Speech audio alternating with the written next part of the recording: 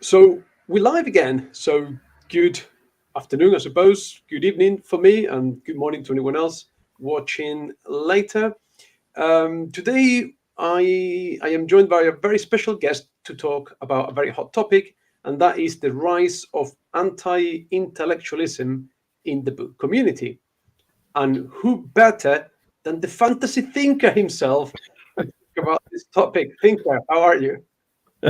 Good. Thank you so much for having me, for inviting me on, Jose. I always enjoy talking to you, so this should be fun. I want to. I'm not an expert by any means on this subject at all, but I've seen a few things, and it's interesting. It's an interesting topic. Absolutely. And I'm just going to reciprocate. You said you enjoy talking to me. I don't know if you're being polite, but I'm going to be brutally honest here. I love talking to you, and I just regret that I don't get the chance to do it more often because whenever we've coincided in a conversation when we did the graphic novels ranking or when you invited me over to talk about Dragonlance, I've always had a blast talking to you, and which is why you're here. Oh, yeah, great. Yeah, I mean, sometimes scheduling different time zones and stuff Uh, gets in the way, but yeah, anytime, Jose. I'm always happy to talk with you. So this is great. Brilliant. Yeah, time zones are a pain in the butt. Yeah. Um, right. So, just to give a bit of context before we launch into the conversation, this all came about because of a video by a booktuber called, or the channel is called Books with Zara. So, I'm assuming she's called Zara, who did like a 20-minute video on the rise of anti intellectualism in the book community, where she exposed her, presented her ideas, and that video gained a bit of traction and conversation over at the page2in.com community, where both you and I are members there. So I thought that this could have a more, could have more time and benefit from the long form conversation. I reached out to Zara through several means, but she never read my messages. So I wish she had been here. I will leave a link to her video in the description below once we finish the conversation because I forgot to do it before. So I suppose the first thing we need to do is to define terms and what anti-intellectualism means. And Sarah does that in the video. I've gone for the Wikipedia definition. What's your definition, Jared, about anti-intellectualism? Yeah, that's always a good start. And um, to define anti-intellectualism, you probably had to define intellectual and intellect in itself is like the faculty of reasoning and understanding um, objectively, especially when it comes to like abstract matters or academic matters type things. And so um, anti-intellectualism, from what I've known, is basically an unwillingness to engage in subjects on a meaningful level, basically. And so that's that's just the basic Mhm. groundwork for this kind of discussion. Yeah, although I was a bit, when I looked at the definition of intellectualism in the ever trustworthy Wikipedia, so it defines intellectualism as the application of logical rigor to analyzing matters devoid of emotions. Now, I can understand that, but in something as subjective as art, and particularly Hmm. literature in this case, how can you strip away the emotions and then how do you analyze a book logically and critically away from the emotions? And I find that difficult to process myself. Sure, that I don't think you can.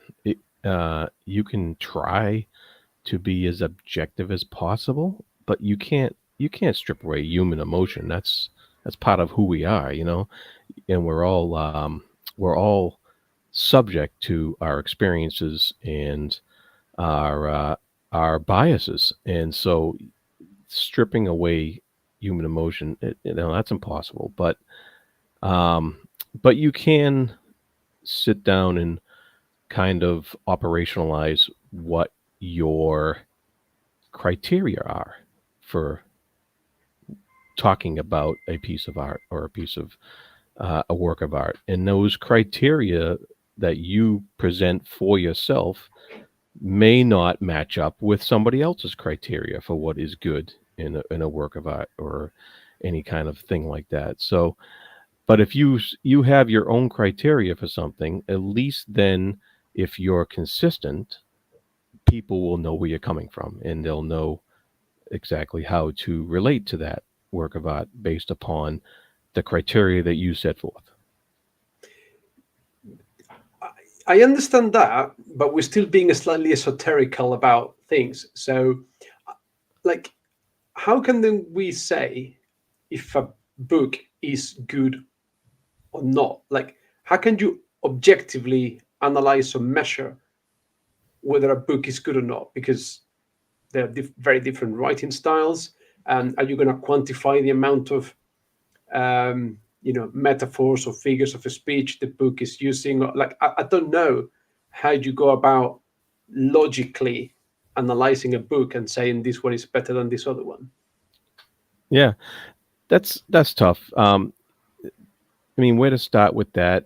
Um, you you know, you get back to the because I think intellectualism and anti-intellectualism is a bit uh, broader of a subject than critical analysis Right. specifically. Okay. Okay.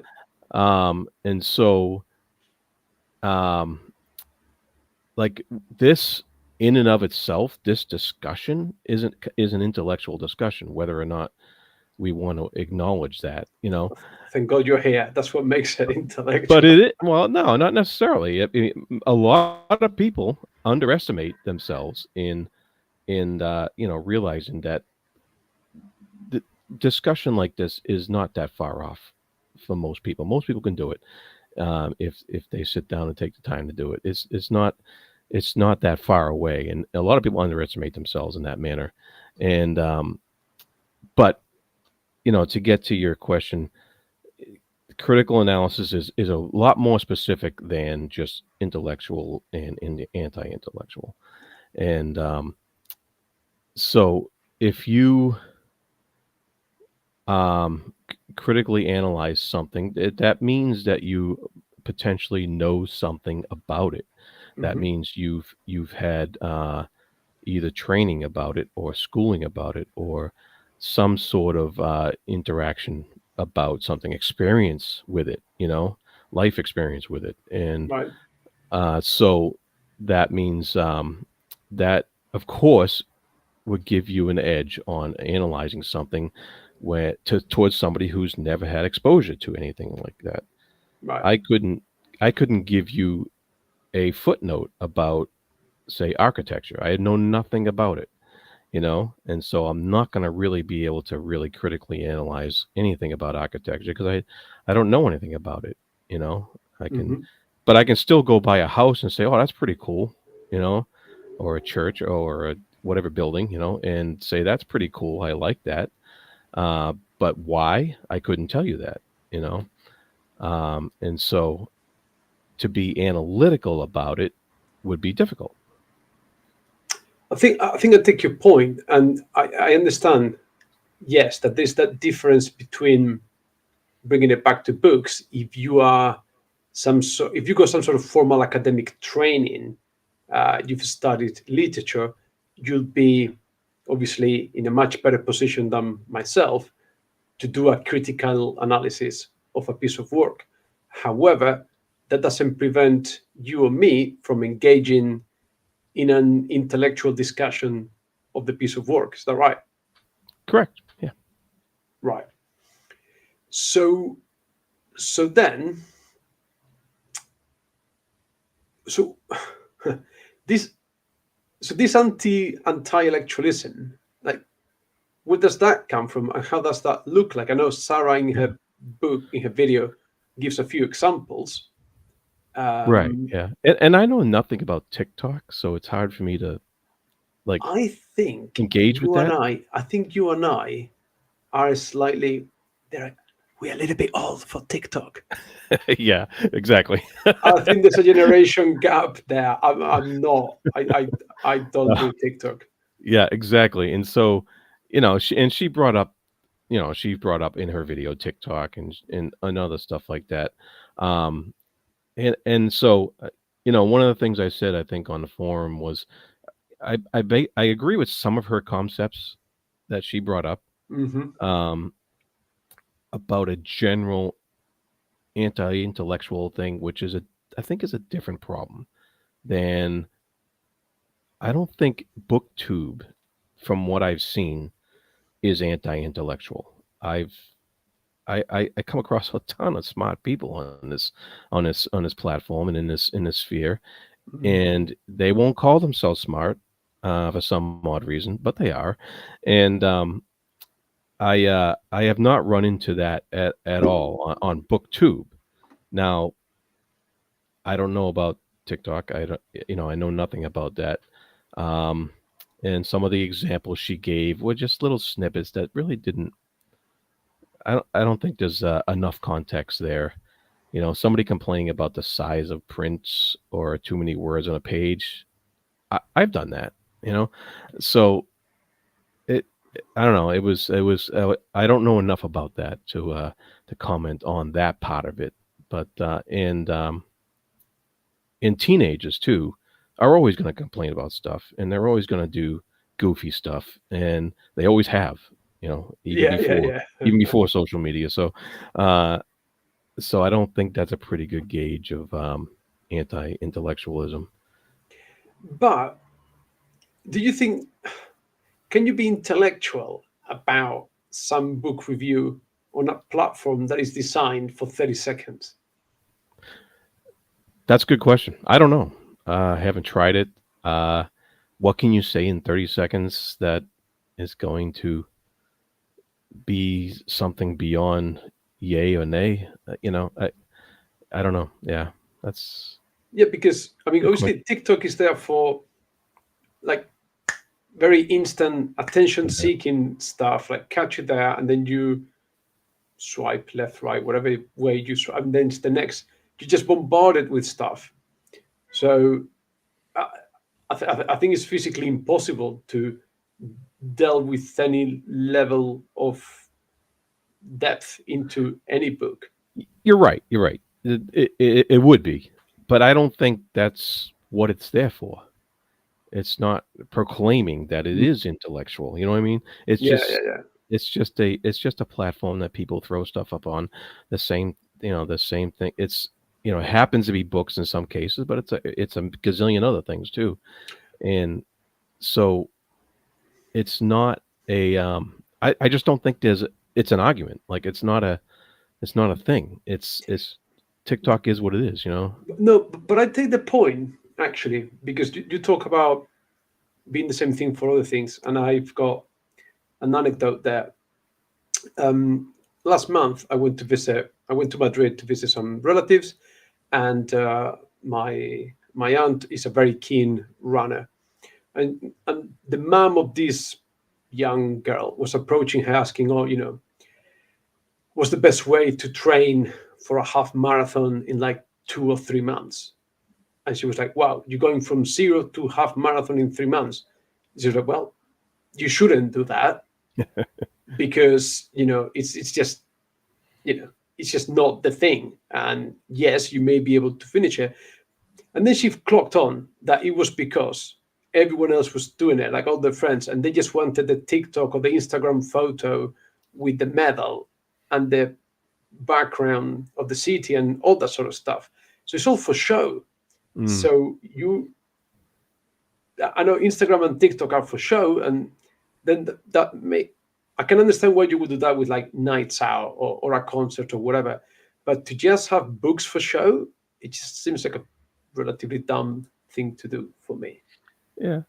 I mean, yeah, I mean, you could say that you could say it's shallow, and and that is what those platforms, the TikToks and the Instagrams, have evolved into. They show that, but to say that that's an attack on intellectualism, um, I don't know. I don't really see that that's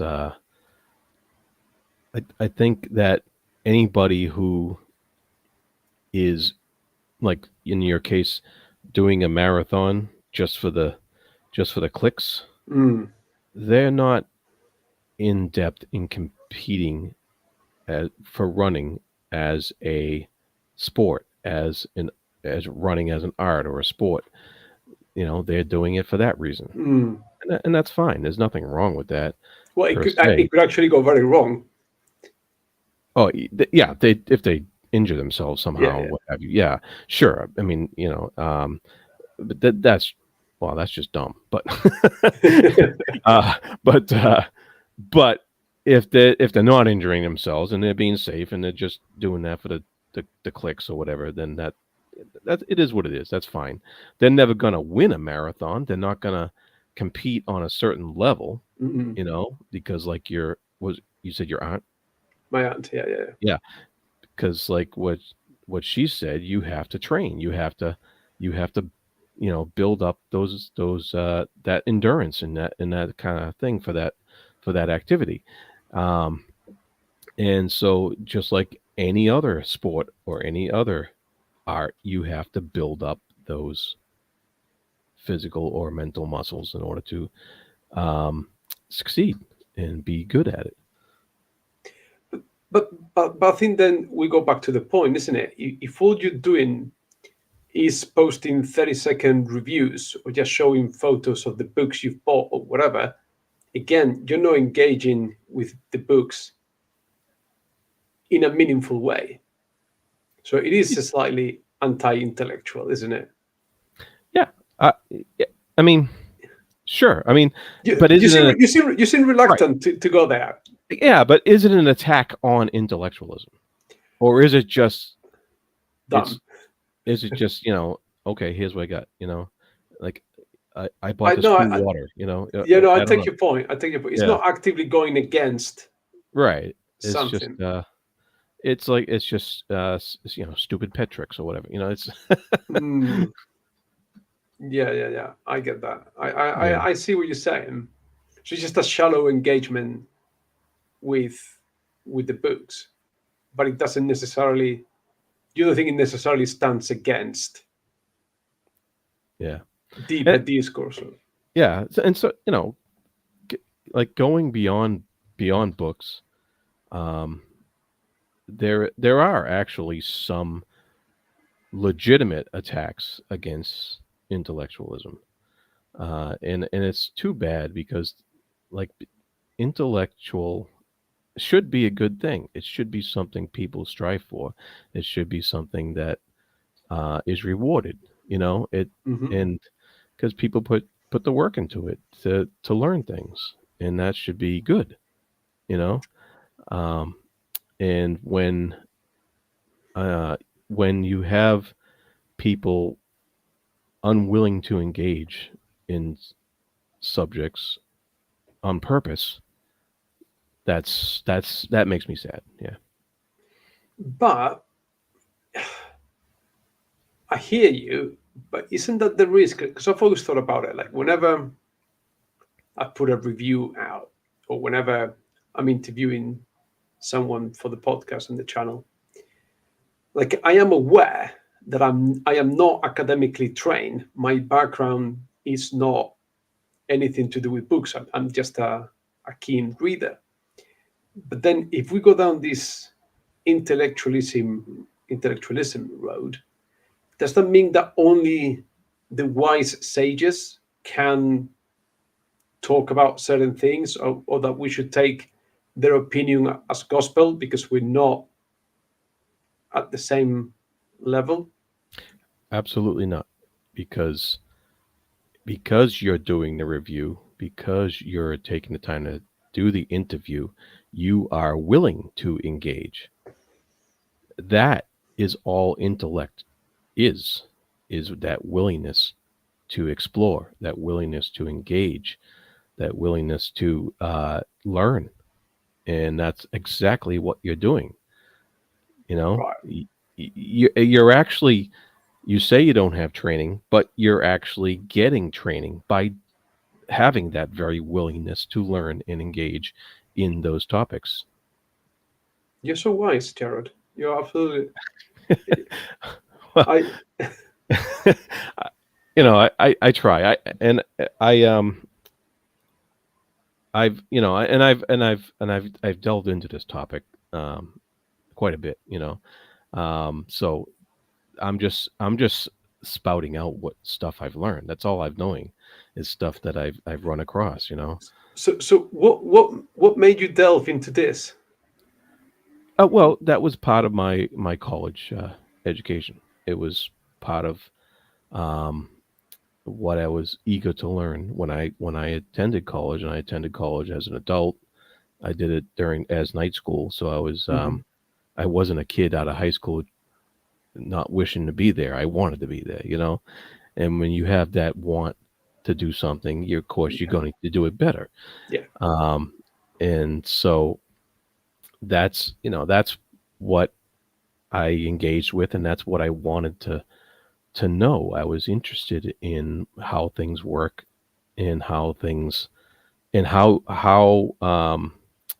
like when I would read a review in the newspaper back when those existed. Remember that? Yeah.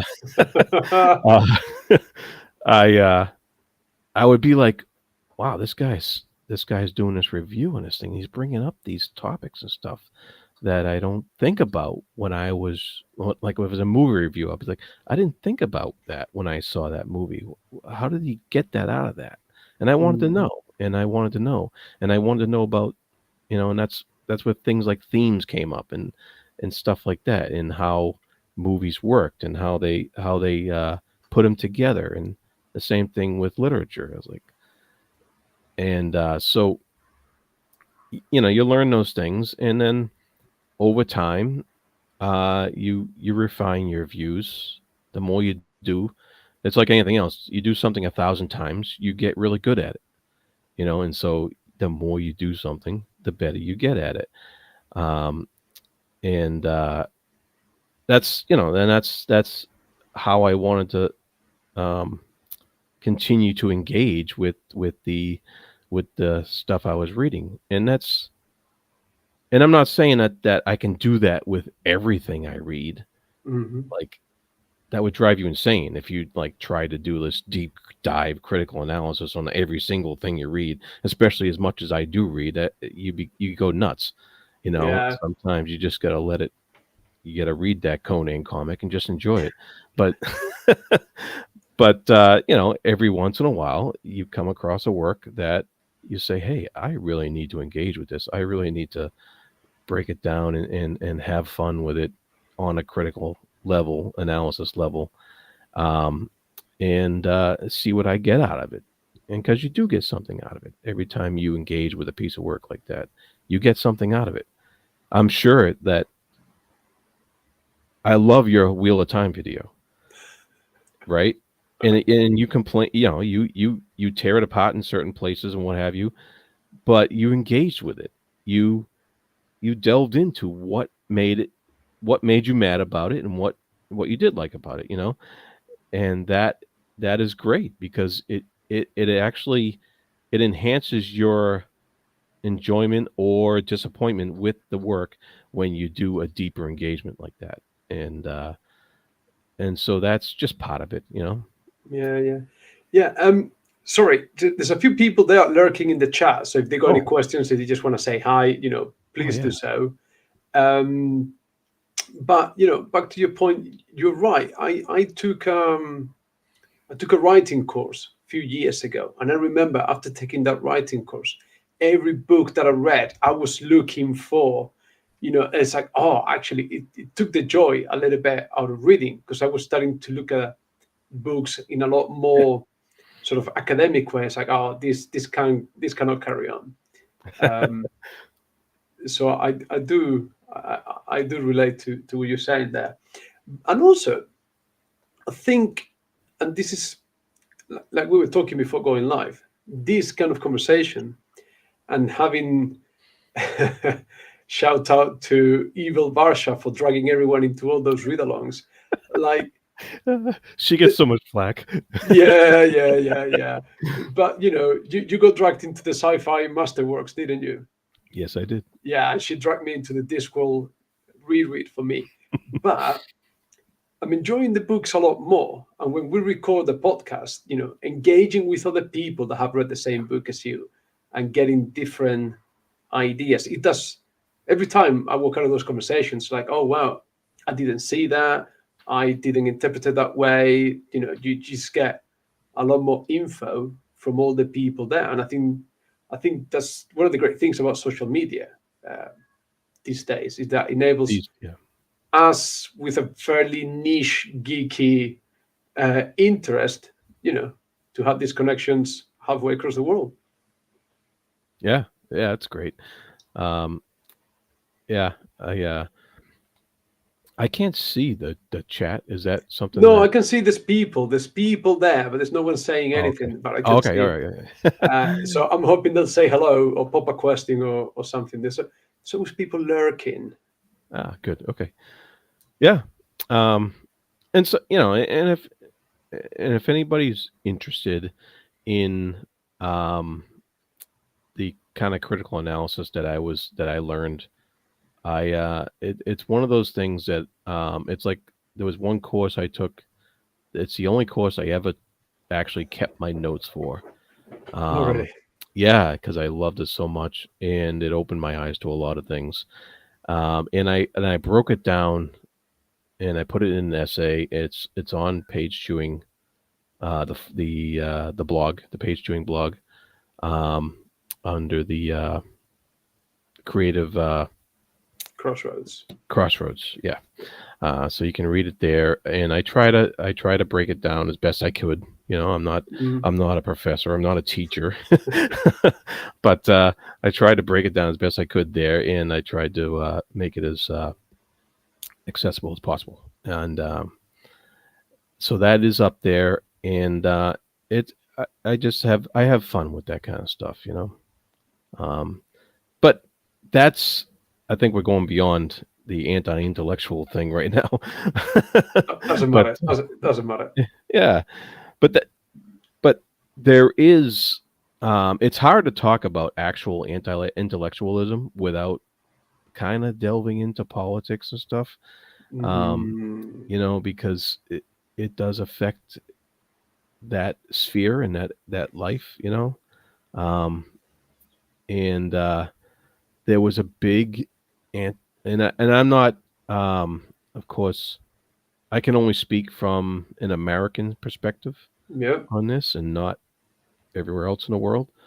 But there was a large anti-intellectual movement in the early 1800s, after the whole Revolutionary War and the Declaration of Independence and all that stuff. There was a big movement called the Great Awakening in response, in backlash to this Age of Reason that came about, when you had writers like Thomas Paine and Thomas Jefferson and stuff like that, with their viewpoints on the separation of church and state and what have you. There was a big backlash to that, and a big Great Awakening religious movement in the early 1800s, which was a backlash to those scientific principles that were put forth by those guys, and that's continued on throughout the history of the United States, even all the way up to today. So it's an interesting topic, and it's an interesting thing to look at. And there's been a whole slew of essays back and forth about were people worrying, writers worrying about anti-intellectualism and worrying about, um, you know, being shut out by political figures and what have you, who are trying to garner a base and put things simply to that base so that they can get elected. So it's an interesting history in our country specifically about this back and forth movement between science, religion, evolution, and teaching of evolution and all that stuff. It's pretty fascinating.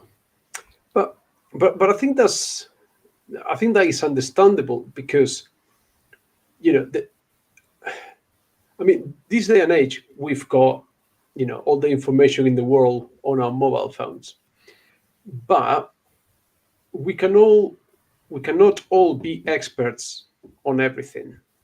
So if you go to the doctor and you don't agree with the diagnosis, just because you found one article on the internet Yeah, doesn't put you in a position to argue necessarily, or contradict your doctor, your lawyer, your whoever expert you're dealing with. That doesn't mean to say that the expert is always right, correct. Yeah, but at some point we do have to put ourselves in the hands of the expert.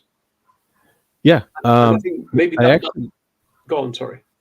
I actually have a quote um, about that.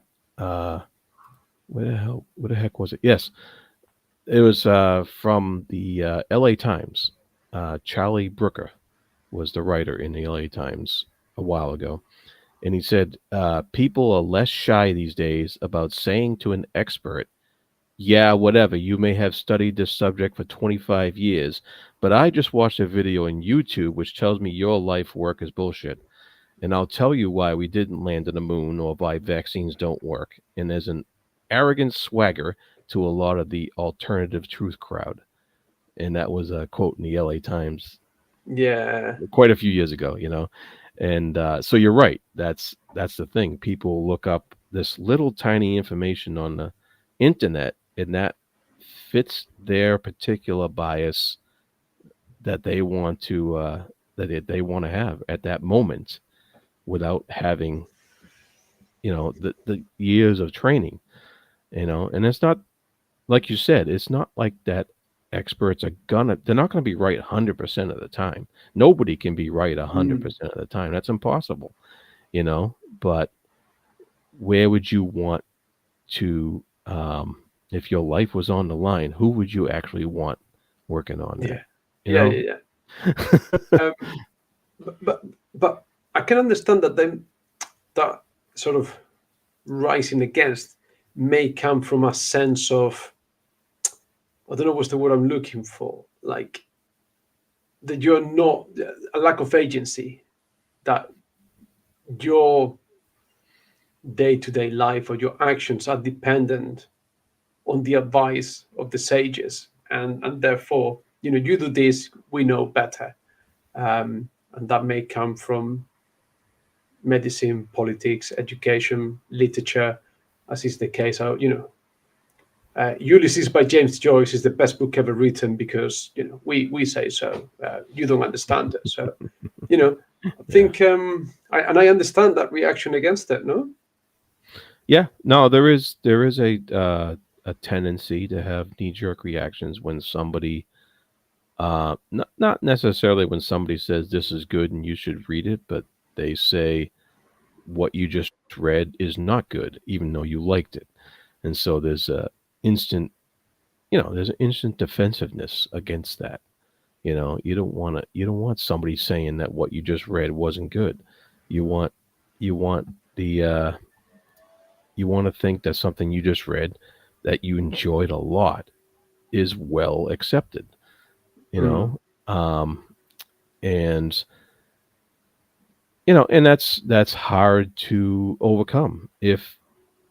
But I don't think anybody should be listening to one person just saying that what you read wasn't good.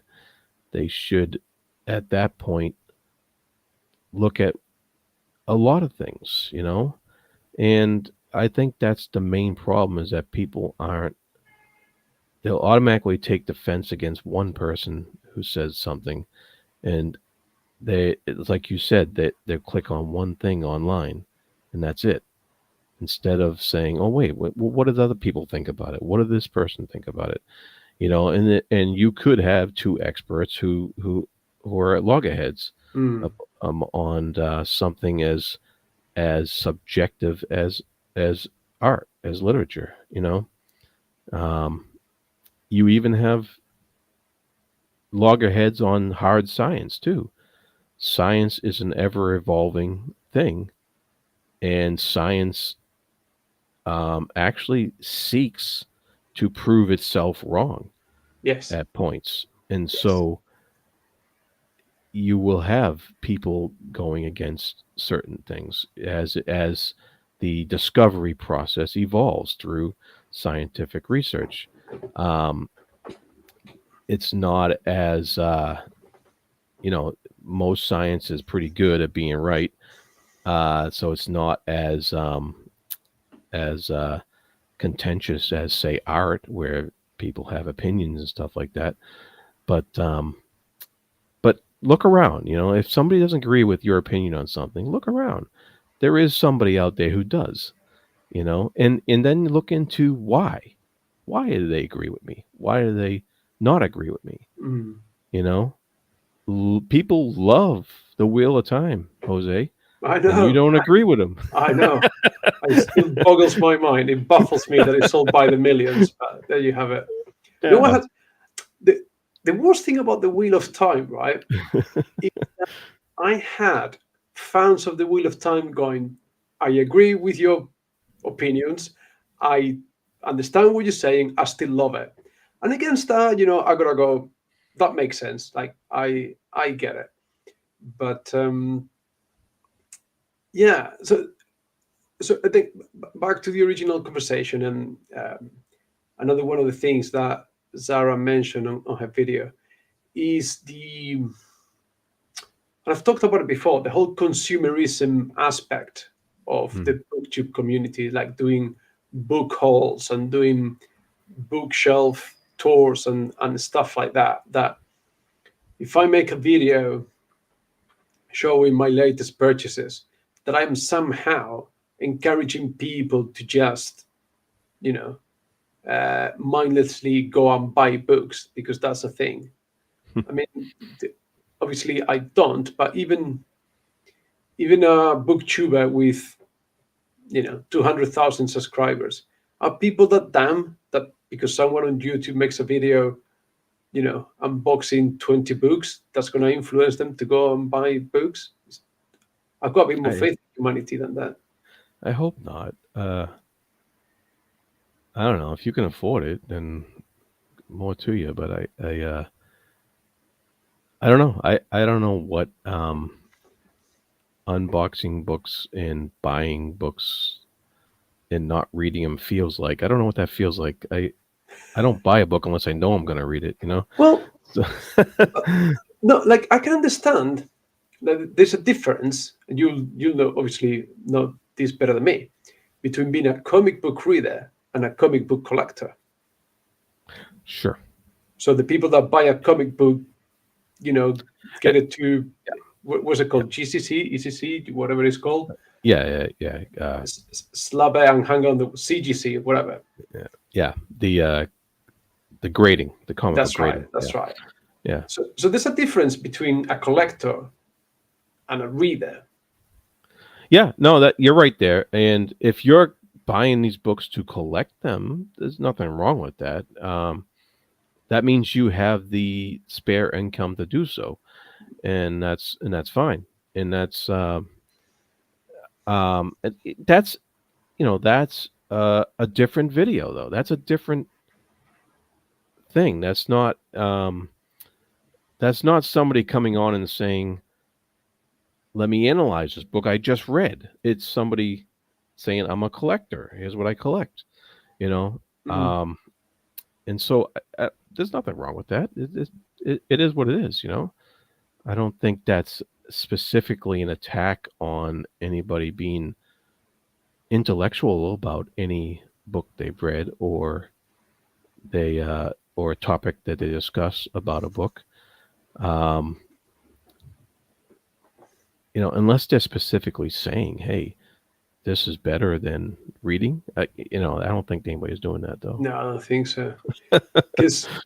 Because I think another point that because I just rewatched the video tonight before coming here, that she's seen people like buy books so they match the color scheme of the wallpaper of the bookshelves or something like that. It's like purely as a decorative item. Mm. But again, given the tone of the conversation, I'm guessing that you're going to say that that's not necessarily anti-intellectual either. Yeah, I mean, unless they're specifically saying that people are wasting their time talking about the contents of the book, rather than the jacket or whatever. Mm-hmm. Yeah. And like I said, I haven't seen enough TikTok videos to know whether or not that's the case. Maybe they are. And that would be bad. I don't think anybody should be dissing contents of a book if they haven't read them. So if they're just showing off pretty stuff they bought, that seems, to me personally, that's kind of shallow. But it's it's their right to do that. But I don't think it's a specific attack on people like you and me who want to actually talk about what's inside and have a good time doing that. Yeah. You can see my shelves are a mess. So it's Mine don't fit anymore. The yeah. double-ended, sideways, whatever. But I think I said it before. But does it mean that are we just too old for this new Are we too fads old and for this? trends? Oh Yeah, man, I probably am. I don't know about you, but I feel it. I feel it. I feel it. That's for sure. um, I don't know. I'm sure that my parents were too old for CDs when they came out. Mm. It, that's never going to end. New things are always going to come out that people are too old for. Well, but I think it's true that young people are reading less these days than we did. I think that's definitely a thing. Yeah, I don't know. Um, the problem is when you when you look up stats for reading, it's Hmm. really hard to find consistent stats. Yeah. And it's Just to get book sales, which is the most basic yeah, stat, is really difficult to get. and there's we know that for a fact that there are more books published than ever before. There's so many books published. There's millions every year. And why? Why are there so many books published? Um, i- is there that much of a demand for them? And if so, that doesn't jive with people not reading.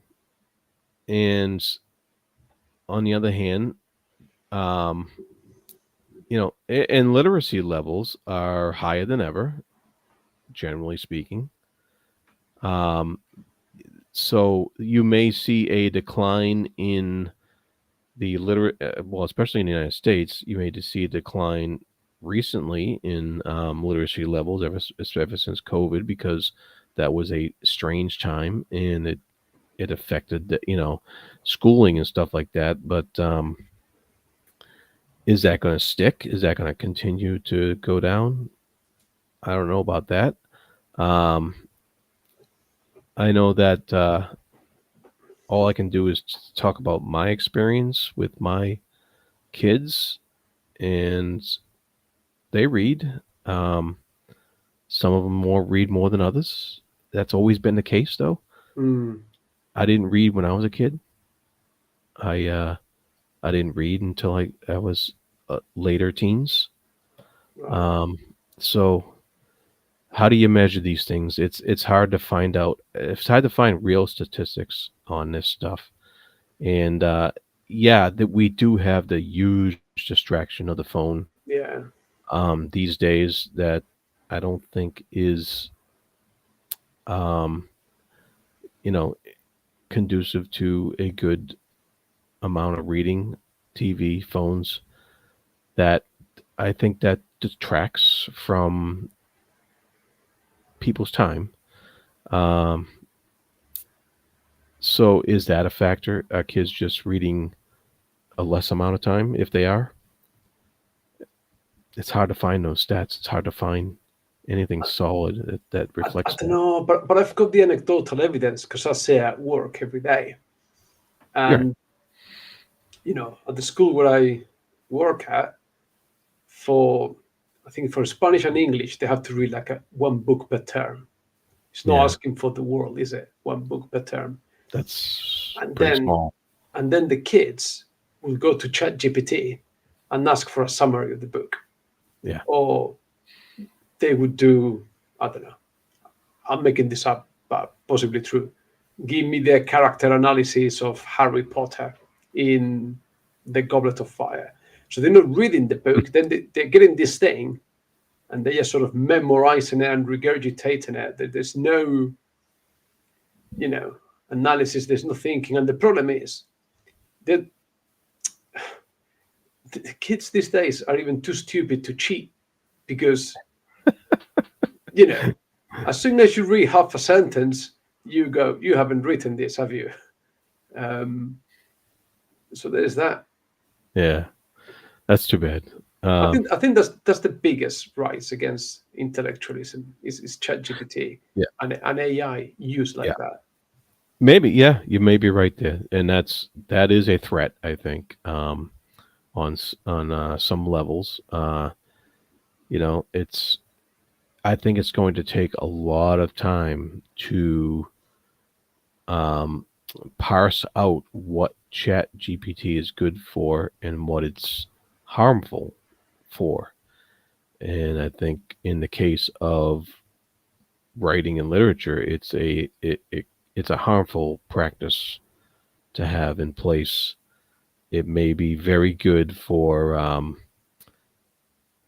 other things like if you had to write something that's more technical and you need a little help in order to put that together for Mm. what have you, business or presentation or what have you, it might be very helpful for that kind of stuff. But for yeah, for like what you just talked about, it's it can be a harmful thing because it's not going to allow the person, the child, the kid, the young adult to um, learn how to do that thing for themselves, which doesn't help anyone if you Yeah, don't learn how to do those things.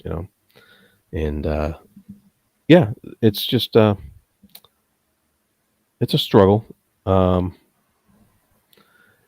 that's and that's because it's so new. It's gonna be a while before it works itself out, and we start to see actual results of that um, affecting society. yeah. I think I've been saying this for a long time. We are due a major rethink of the education system, but that's a conversation for another day. Yes, you're right. Um, We're still employing a post-industrial revolution education system in yeah, a you're right. world of computers, internet, and AI. So Yeah, especially here in America. I don't know about Europe, it's much of um, the same, isn't it? but I know here in America, um, there is a big push to kind of hijack history, and this is a fantastic book if you ever get around to it. But there is a big push to kind of simplify history to make it not so inclusive and not so um, make it nicer for people to swallow, Oh God. so to speak. Yeah, No, I and got plenty of examples about that. So yeah. Oh, okay. Yeah. So that's happening everywhere, I guess. But yeah. it, My it's really sad. my hometown in the south of Spain, was the last city to be reconquered by the Christians after the Muslim invasion in 1492. Mm-hmm.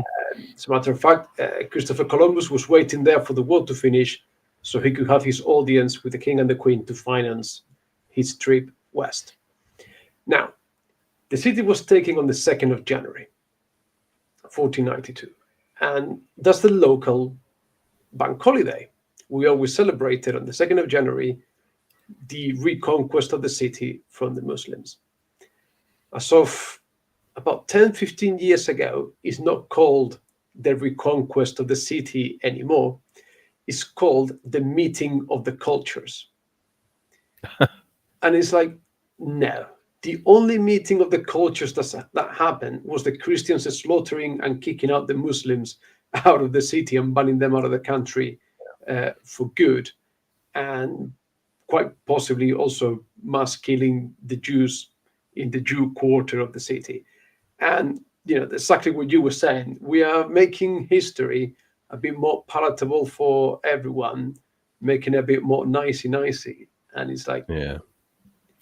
it's, Yeah, it's there's a couple of universities, Bob Jones University being one of them, who are trying to say that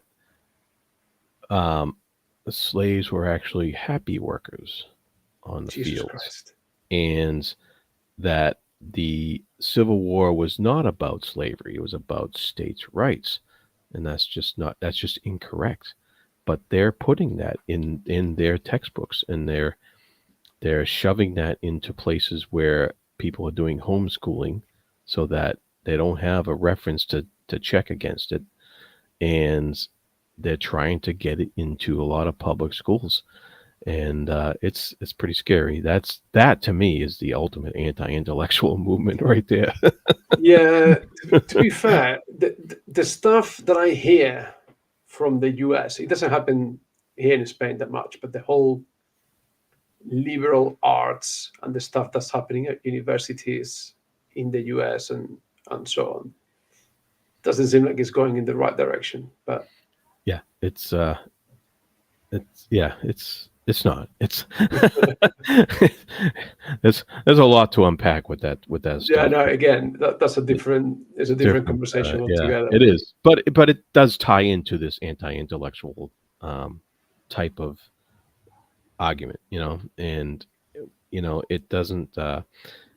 I just think to get around back to Yeah. BookTube, right? I think there's bigger things to worry about than whether booktubers are showing off books or actually reading them. Um, and I appreciate, with Zara's video, I appreciate what she's trying to say. I get it. I see what she sees, and it can be frustrating seeing people on TikTok just showing off stuff, making it flashy and not having any kind of substance to it or what have you. But does that tie into the actual problems that we're having in society? That's I don't know. I think there's more to it I than guess, that. I guess that maybe her point was that sort of attitude could permeate and Permeate. seep through, Sure. Yeah. and that she also mentioned that it could influence what publishers are doing and what they see, and if they're monitoring social media and what's getting the big hits are a particular type of book. I think she mentioned romantasy in particular. Then that's going to sort of devalue the industry of the genre if all we get is sexy vampires and werewolves. Yeah.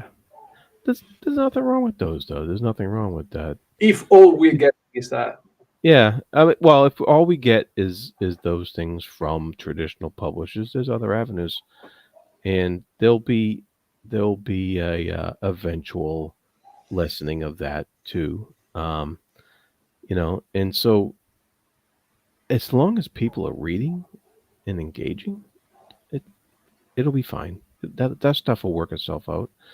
And I think there's nothing wrong inherently with romantasy. There's nothing wrong with any of those genres. I read Danielle Steele in the supermarket when I'm waiting in line. Um, and she's actually a good writer. No, And I like it. It's actually, she has great characterization, and so it just it's not my favorite genre, but for other people reading, it's that's what they like, then it's fine. And if they want to engage on some level about the merits of a romantic story like that, it can be done very well. And so I don't think picking on a genre is good, as long as people are engaging with literature and reading and expanding their minds and repertoire and stuff like that. It's all good stuff. right. So actually, what I've gathered from the conversation is that you don't seem overly concerned at all with. You can see the points that Sarah was mentioning in the video, but you don't seem to share her deeper concerns about the consequences of it. Yeah, I'm not as concerned. I think we need a you need a redefinition of what anti-intellectualism in the book sphere is, because I think books by their very nature are intellectual Yeah. exercises. And so even if I mean, yeah, if you're just putting them on a shelf and not reading them, you're not engaging. But that's your problem. That's whoever's doing that. That's their Mhm. problem. That's not.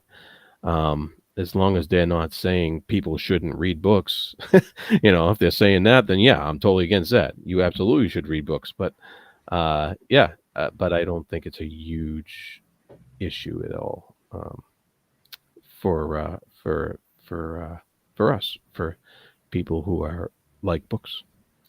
Yeah, I mean, I've always said that, so far, I think the people in the book community, certainly around BookTube, they seem to be of a slightly higher intellectual caliber than the average person. So if you're already reading, I don't think you're going to be easily swayed to pick up a book and like it because some reviewer tells you that it's good or not. I don't think we are that easily swayed. Hmm. Yeah, yeah, uh, yeah. I mean, I definitely enjoyed people's reviews and gotten books based upon recommendations. Yeah, but then Um, you'll make up your own mind. You but then just I not. make up my own mind. That's Exactly. right. Yeah. Yeah. You're not going to necessarily agree because person X, Y, or Z said that it's amazing. Right. Yeah. Yeah. No. No. Absolutely. Yeah. Making up your own mind is a part of critical analysis, and it's a part of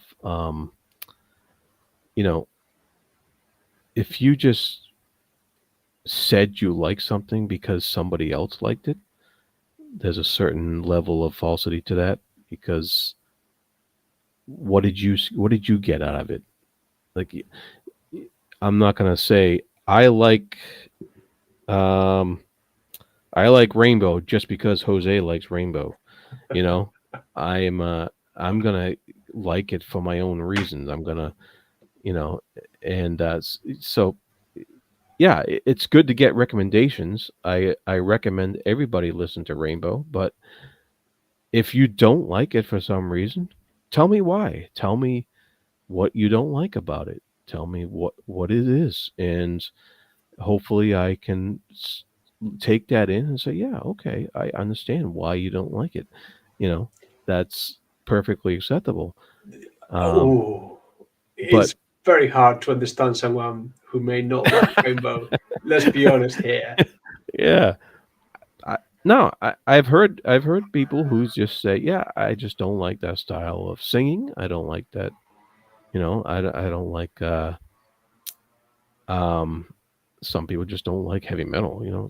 That's fine, but you know, but it all depends on But give me a reason though. Don't just Yeah, say yeah, absolutely, don't absolutely. just say what you're reading is what you're listening to or what you're reading is crap. Period. Uh, engage with it. Engage with Yeah, me. Engage with the material. literally yesterday, for my other channel, I just dropped some slightly ranty video exactly saying that. Like, I don't care if you disagree with my opinion because I've trashed whatever book series you love.